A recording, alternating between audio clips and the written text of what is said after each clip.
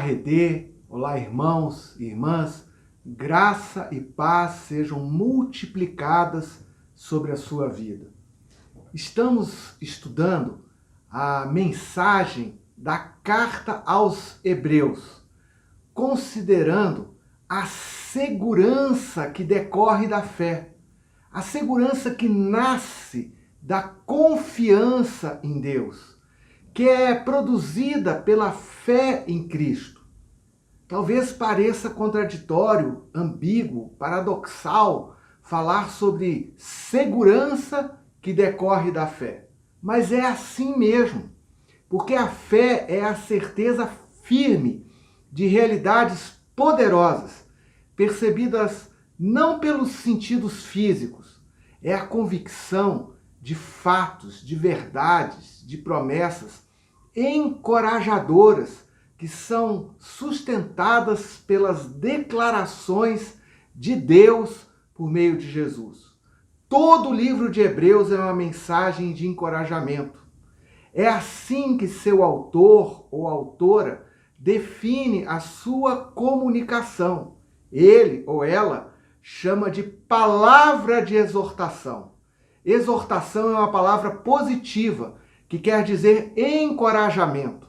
A palavra grega é parakaleo e significa chamar alguém para o lado com o intuito de animar, com a intenção de encorajar a ficar firme ou prosseguir num determinado caminho.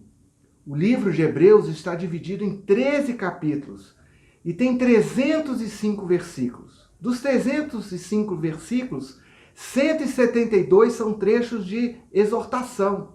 Hebreus está cheio de promessas maravilhosas de Deus, como por exemplo, porque Deus mesmo disse, nunca o deixarei, nunca o abandonarei.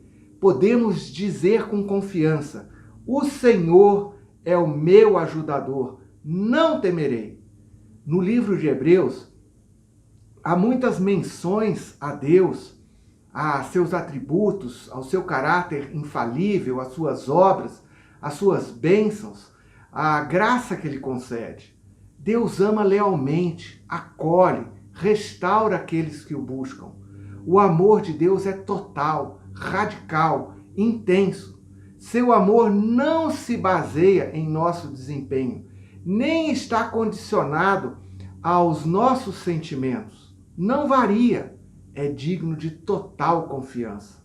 Lendo o livro aos Hebreus, encontramos cerca de 100 referências à sua pessoa, à sua natureza, às suas ações e também às bênçãos que ele comunica e deseja comunicar. A principal designação de Deus, repetida em Hebreus, é Deus vivo. Deus é chamado, declarado Deus vivo 4 vezes em Hebreus. Como Deus vivo, ele fala e se comunica. A sua palavra é viva e cheia de bondade.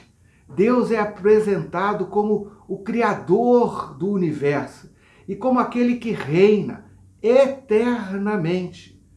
Deus é o Deus da graça, do favor imerecido. É o Deus que intervém na história com poder, com sinais, com maravilhas. Seu trono é um trono de graça e misericórdia. Deus é o Deus que pode livrar da morte e é aquele que pode ressuscitar os mortos. Deus é o Deus que provê descanso para o coração dos que nele confiam. É refúgio para os que nele esperam. Deus ouve as nossas orações e age aperfeiçoando e santificando os que o invocam. Deus está contra o pecado, contra a desobediência. Ele é o juiz de todos, um verdadeiro fogo consumidor. Deus tudo vê até as profundezas do coração. E disciplina, corrige aqueles que ama, tratando-os como filhos queridos. Deus providenciou o Salvador para que nossos pecados fossem perdoados e purificados. Deus é o Deus de aliança, que estabelece a nova aliança por meio de Jesus Cristo. É o Deus que fundou e prepara uma cidade eterna para o seu povo, que não se envergonha de ser o Deus dos que nele confiam. Deus é o Deus de promessas, promessas garantidas. É o Deus que tem bons planos, bons pensamentos, bons propósitos para o seu povo. O Deus que deseja abençoar. Ele é o Deus Altíssimo, acima de todo o universo e de qualquer ser ou poder que se possa nomear. É justo, é imutável, não mente, é o Deus Santo. E Hebreus termina a sua lista centenária de declarações a respeito de Deus com a gloriosa afirmação de que Deus, o nosso Deus, é o Deus da paz. Toda essa presença de Deus, a sua ação cheia de graça, as suas bênçãos, as suas boas dádivas, são como chuva regando a terra. E como estamos precisando de chuva nesses dias, não é mesmo? Tanto da chuva celestial, da chuva de bênçãos, como da chuva para refrescar, diminuir o calor, limpar o ar, molhar a vegetação, enfim, trazer novo viço para a terra. Hebreus se refere à presença e à ação da graça de Deus como chuva que cai sobre a terra seca. A terra que absorve a chuva, que cai frequentemente e dá colheita proveitosa àqueles que a cultivam, recebe a bênção de Deus. Mas a terra que produz espinhos e ervas daninhas é inútil e logo será amaldiçoado. Seu fim é ser queimado. Observe que as respostas ou reações às chuvas de bênçãos e graças da parte de Deus nem sempre são positivas. As pessoas nem sempre reagem bem à graça divina, às suas bênçãos, às bênçãos que Deus concede. Na ilustração, há a terra que recebe as chuvas, mas produz espinhos. E há a terra, aqueles que recebem as chuvas e produzem uma boa colheita, uma colheita proveitosa. Jesus também gostava de usar comparações e analogias da natureza e da agricultura para ilustrar as respostas, as diversas reações das pessoas ao Evangelho. Lembra-se da parábola do semeador? Em Hebreus são mencionadas duas respostas ou duas reações básicas ao Evangelho. A primeira reação ou resposta é a rejeição à graça de Deus. Na analogia, é a terra que sempre recebe chuva, as bênçãos divinas, e não produz coisa boa, não produz bons frutos, apesar de receber água suficiente. Trata-se daqueles que são expostos à luz do Evangelho, experimentam bênçãos, testemunham ações do poder de Deus, provam, escutam a boa palavra de Deus, mas deliberadamente rechaçam a graça. São pessoas que, às vezes, estão até no contexto da comunidade, ouvem o Evangelho, mas fecham o seu coração, não respondem positivamente a Deus. Trata-se de uma descrição fenomenológica da aparência, daquilo que é testemunhado pelos olhos, pela observação, parecido com o fenômeno descrito na conhecida parábola do joio e do trigo. São os que conhecem o Evangelho e que deliberadamente se desviam, se afastam de Jesus, rejeitam seu reino. Não se refere a seguidores que eventualmente falham, erram ou pecam, mas pessoas que, tendo conhecimento de Cristo, resistem ao seu reino, renegam ao Senhor, desejando matá-lo em seu coração. Aconteceu a mesma coisa nos dias de Jesus. os evangelhos descrevem respostas diversas, variadas dos judeus à mensagem do Senhor. Multidões vinham a ele, testemunhavam seus milagres, maravilhavam-se com seus ensinos, queriam as suas bênçãos, mas se afastavam dele quando ele falava em negar-se a si mesmo e tomar a sua cruz. Pensavam, imaginavam que o reino anunciado por Jesus tinha como centro a atenção, a prestação de serviço às suas demandas pessoais. Entre as multidões de seguidores de Jesus, havia um grupo especial, aqueles religiosos que o atacavam, que o acusavam, que queriam matar a Jesus. Mas não quero me deter agora a este caso, a esta reação. Podemos estudar esse assunto depois na escola de Cristo, porque o autor de Hebreus está convicto de que seus leitores, os destinatários originais da carta, não fazem parte desse grupo, não têm essa reação. Pelo contrário, ele os considera amados e está convicto de coisas melhores a respeito deles, coisas próprias da salvação. A preocupação prática do autor, ou dos autores, ou da autora de Hebreus, é que seus leitores mostrem prontidão até o fim, de modo que não se tornem negligentes. Ou seja, para fins didáticos, ele menciona um exemplo negativo para estimular seus amados irmãos na fé a responderem à grande salvação numa direção positiva, a responderem com excelência e qualidade à grande salvação. Isso nos leva a uma segunda reação, a receber a graça e produzir bons frutos. Ao contrário da terra que recebe chuva e não produz os frutos desejados, há uma terra que responde bem e produz os frutos esperados por aqueles que a cultivam. Os bons frutos são produtos da fé e da esperança que habita a alma, tocada pela graça de Deus. Esses frutos são reconhecidos por Deus. Deus não é injusto e ele não se esquecerá do trabalho de vocês, do amor que demonstraram por ele, pois ajudaram os santos e continuam a ajudá-los. Deus espera que a graça produza trabalho, serviço e boas obras na nossa vida.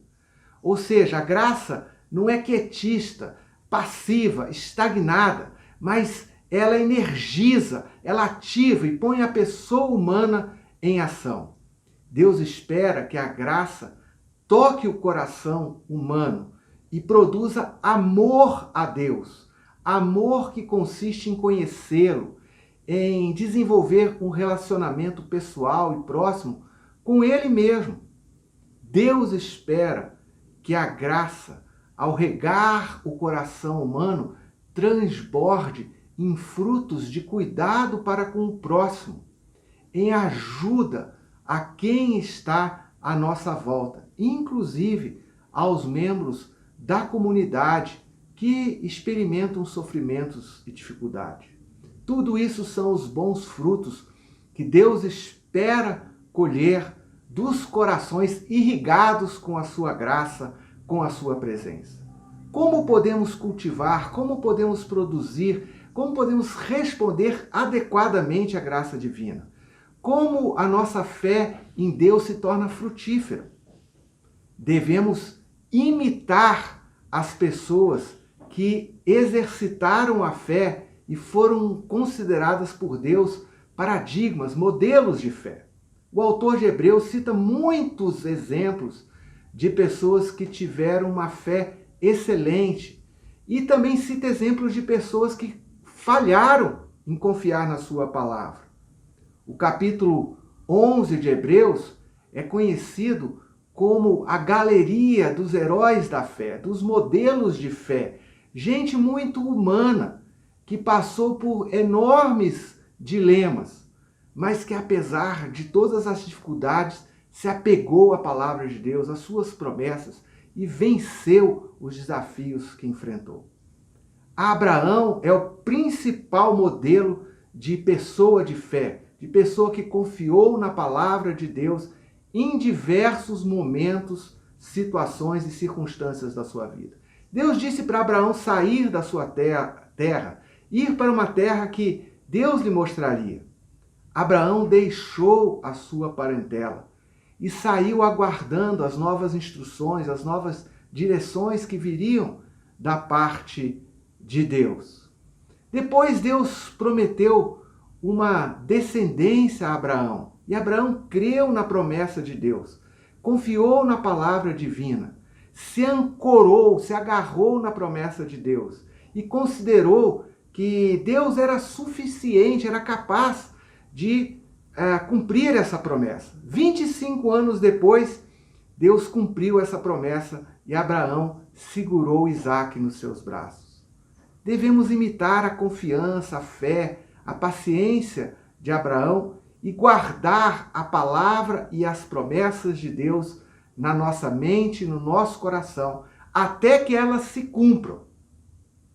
Mas Hebreus também fornece anti-exemplos, contra-exemplos, exemplos negativos que não devemos imitar. Já ouvimos a história da geração de israelitas que saiu do Egito atendendo o chamado divino por meio de Moisés.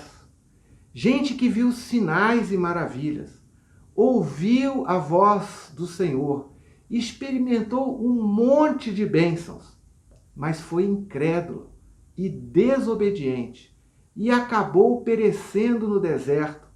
Perderam uma grande oportunidade de entrar na terra prometida durante a sua própria vida e tomar posse da promessa divina. Outro exemplo negativo que Hebreus fornece e que não devemos imitar de jeito nenhum é o exemplo de Esaú. Cuidem que ninguém se exclua da graça de Deus, que nenhuma raiz de amargura brote e causa perturbação, contaminando a muitos. Não haja nenhum imoral ou profano como Esaú, que por uma única refeição vendeu os seus direitos de herança como filho mais velho. Como vocês sabem, posteriormente, quando quis herdar a bênção, foi rejeitado e não teve como alterar a sua decisão, embora buscasse a bênção com lágrimas. Devemos aprender com Abraão a nos refugiar em Deus, para tomar posse da herança que nos foi proposta. Refugiar-se em Deus considerando o seu caráter, abrigando-se sobre as suas asas, firmando-se nele mesmo e recebendo o encorajamento que vem da pessoa de Deus. Quando nos refugiamos no Senhor, na expectativa de que a sua palavra e a sua promessa se cumpram, surge uma esperança especial no nosso coração, uma certeza firme e segura, que funciona como uma âncora para a nossa alma. A esperança estabiliza, concede firmeza, segurança para grandes embarcações diante das marés, correntezas, das tempestades. É assim que devemos agir.